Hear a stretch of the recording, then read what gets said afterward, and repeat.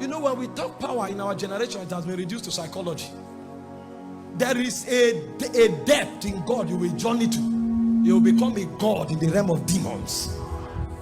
And when you see sick people, the moment you come, they know. They say, Jesus we know, Paul we know.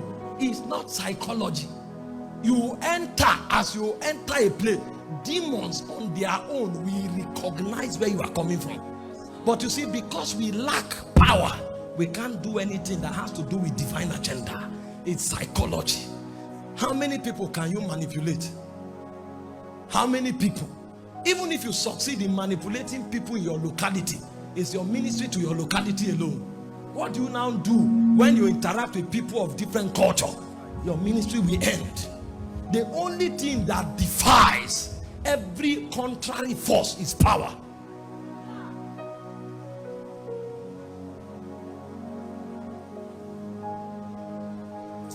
Let me do a teaching. If I continue like this, I may. Luke chapter 14 verse 23. Jaffa wants me to talk on the compelling power.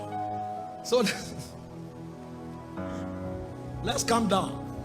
5 minutes to the end of the meeting, he said, and the Lord said unto the servant. Now Jesus was telling them a parable. He had prepared a banquet, and then he had invited the nobles. But you see, the nobles failed to come. See, that's what happens when the move of God begins. When the move of God begins, most times, some people think they are qualified. They know the atmosphere. They know the doctrine. They know the exegesis. So they sit down as the nobles. So they cannot interpret the strange things that God is doing. They want to judge spiritual occurrences from their mind, and it disqualifies them. When Jesus invited the nobles, they refused to show up. Did you not read in scriptures? The Sanhedrin had been watching the prophecy of Isaiah for 800 years. But when Jesus came, they did not see him. They were disqualified. They are the nobles. They refused to show up. They gave flimsy excuses. And Jesus now said, okay, since the nobles can't come, go to the street. And then they invited people from the street. Yet there was still room. Because the move of God is bogus enough to accommodate every one of us. In the day of the move of God, there's no room for jealousy. Because the usher will raise the dead. The pastor will be talking. The guy at the door will raise cripples. And it's not a strange thing. Everybody becomes a carrier of Jesus Christ in ever increasing intensity. So there was room. And because of the excess room that was available, he now said, go into the highway and compel them to come into the banquet. The word is anakazo. It is a kind of power that defies cultural difference. It's a kind of power that undermines intellectual prowess. It's a dimension of power that have no regard for age difference. So you may see a boy of 15 years, and when an akazo comes upon him, he will come to the street corner and he will cry.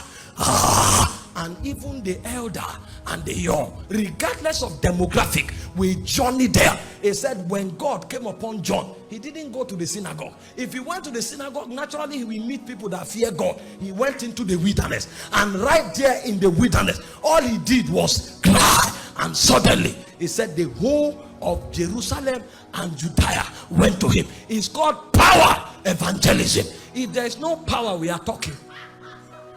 We are gisting, we are joking. We cannot contend with the spirits of the age. We cannot contend with the territorial spirits. We cannot bring deliverance unto Jacob until a power comes upon us. This is beyond psychology. Psychology, we work for a group of people per time, but it cannot affect everybody. When you hear that the whole of Jerusalem and Judea went to him, there was something at work in his life. It's called anakazo.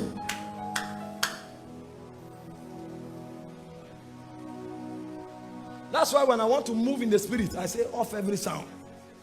If it's not working, it's not working. Because people can hear sound and fall down. How about the man who is deaf?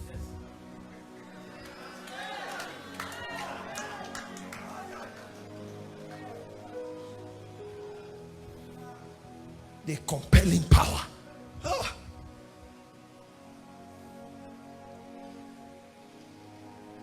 In Psalm 66 verse 3, it says, say unto the Lord, how terrible are thy works. That's the kind of power we are talking about. It said, through the greatness of thy power, thy enemies submit themselves to you.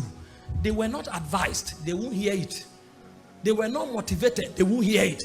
They were not manipulated, they won't hear it. The only thing that will cause them to come on their knee and to worship him before the cross is through the greatness of his power. He said, through the magnitude of thy power, thy enemies had no choice. See, they tried other alternatives, it didn't work.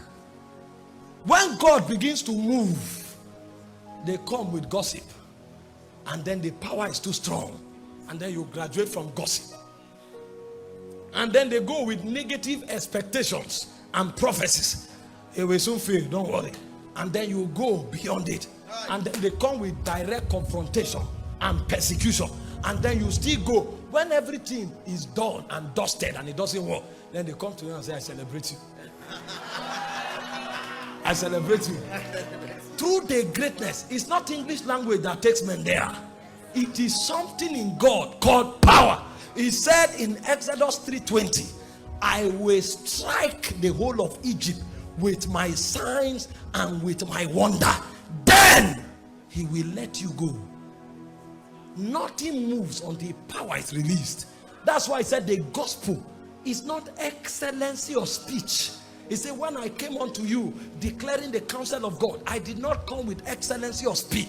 I came with a demonstration of spirit and power. If it is divine agenda, the number one thing is power. If power have not manifested, the compelling force will not be there. They will hear you, they will enjoy your message, they will still go back doing what they are doing. The Bible said when David became mighty in God, he said daily men joined themselves to David until his host became like the host of God. His host, that was a man. His host became like the host of God. Who was David? A boy in a family of 8 that was forgotten. When God came to the family through the prophet, they didn't think he was worthy. They looked at him, they said, no, if God wants to use everybody, it can't be David. David doesn't look like it. Eliab had stature. They had different credentials. David had no credential. He was in the backside of the woods. But when the time came, he was the one God nominated. And when that power came on him, whether he was educated, it was not a factor. Whether he was popular, it was not a factor. Whether he was learned, it was not a factor. Power was the foundation of reality. And when Saul wanted to kill him, David did not run looking for fraternity. He was in a cave called Adullam. And to make things worse, it was not soldiers that came to David. I thought the troop he commanded in the army of Saul will come to support him. They neglected him. He said 400 broken and battered men who were in debt. 400 broken and battered men who were in debt. These were the kind of men that came to David. But when David saw them, he knew what made him. And if I can introduce them to what made me, they will become like me. And a point came, 400 broken and battered men. The Bible said, and Adoni, who was of the Tachomite, one of the first 3 in rank, he said he took a spear and he slew 800 men. How can a broken and battered man take such feat? Something had entered him. Something had entered him. Because the power we talk about is not psychology. The power we talk about is not philosophy. The power we talk about is not sociology. It's the power of God. Something came upon him. He said, Eleazar, the son of Dodo, once upon a time, Israel was fighting to defend the land. And he said the whole army of Israel ran, but he stood his ground. A point came, one of them was stronger than an army. So you now discover when power comes, number is not consequential. It is stature that matters. The men standing, what do they carry? I'm not talking about a system where people, let me leave that alone.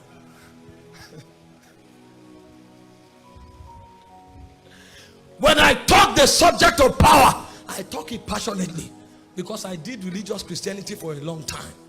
Until in 5 years, 6 people died in my house. 5 years. And now discover power is not English language. I discover power is not title. It's better not to have a title and have power than to have titles without power.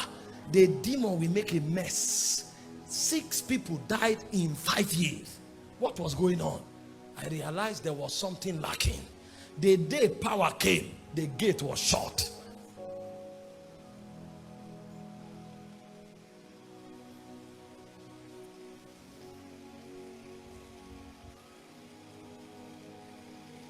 You look at yourself, you say, I don't look like.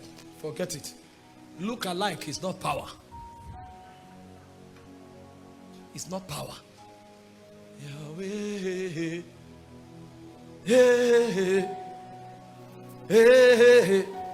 The disciples were with Jesus for 3.5 years.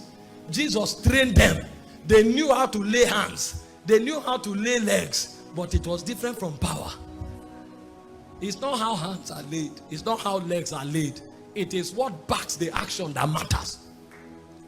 And the point came when they were threatened. They knew they needed power. So they prayed for empowerment. That's what will change this world. Forget this complex English language talking. Forget this packaging without power. I'm not against excellence. Come on, take a look at me. But without power, you are naked. No matter how well arrayed you are, without power, you are naked. It may not be obvious to men, but in the spirit, it's very obvious. Every spirit we know. Because when you speak in the spirit realm, the first thing they say is, by whose authority?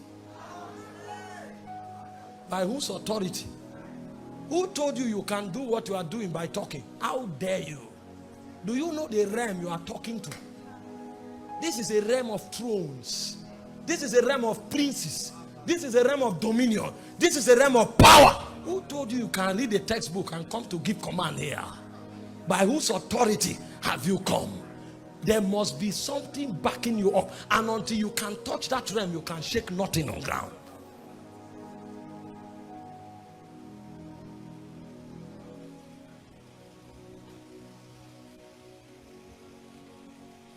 Job 28 verse 9, he said he put his hand upon the rock. He overturned the mountains by the root. That's power. That's the power that compels. They sent men to arrest Jesus. They came. And Jesus was talking normal. He didn't even know people came. And they went back and said, no man ever speak like that man. There was a power that arrested them. And they went back. They would rather disobey their superiors than dare touch that stranger. They would rather disobey their pastors than dare touch that stranger. That's the subject we have come to consider. And if you know that this is one of the cardinal ingredients for advancing the kingdom in the last day, then you have to pay attention. Because I want to show you 3 secrets that govern the operation of power. That's what I came to do this evening. If I show it to you, I will sit down here and I will be talking and things will happen. It's a definite. We must understand that Christianity must be practiced. It must be practiced. This is not a fluke that happens once and don't happen the next time. This is reality that can be replicated over and over and over again if you know how to tap into it.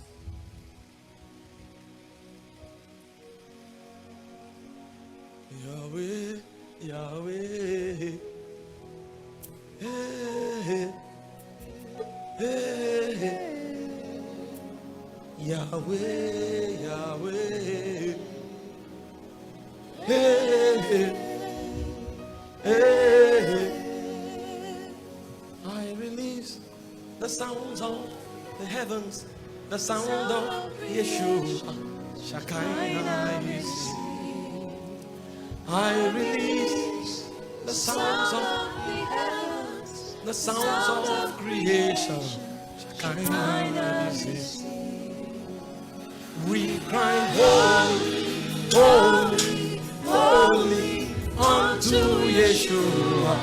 Shekinah is Yahweh.